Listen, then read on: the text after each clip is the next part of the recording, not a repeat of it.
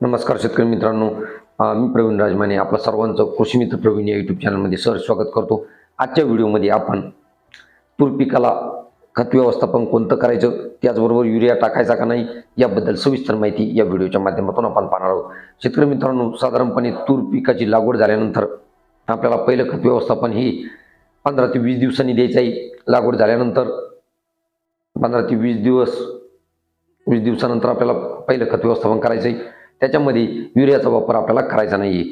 तर नत्रयुक्त खत आपल्याला का द्यायचं नाही, तर तूर हे द्विदल पीक असल्यामुळे हवेतील नायट्रोजनचं स्थिरीकरण करून हवेतील नायट्रोजन ते पिकाला अवेलेबल करून देत असतात आणि त्यामुळे वेगळा युरिया किंवा वेगळा नत्र देण्याची आवश्यकता नाही. आणि म्हणून आपल्याला साधारणपणे कमी नत्र असलेले जसे की 10-26-26, 15-15, 12-32-16 अशा पद्धतीचं खत व्यवस्थापन आपल्याला तुरीच्या पिकाला करायचं आहे.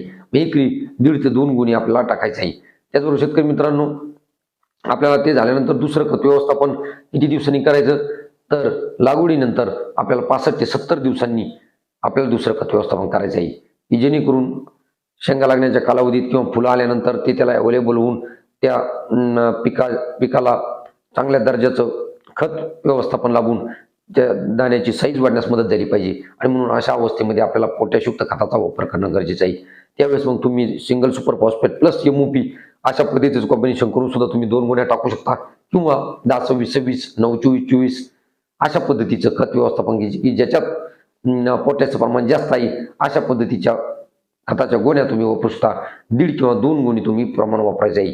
अशा पद्धतीचे शेतकरी मित्रांनो, तुम्हाला तुरीच्या पिकाला खत व्यवस्थापन करायचं आहे. तुम्हाला व्हिडिओ कसा आवडला असेल तर लाईक करा आणि आपल्या तूर उत्पादक शेतकऱ्यांना पाठवायला विसरू नका. धन्यवाद.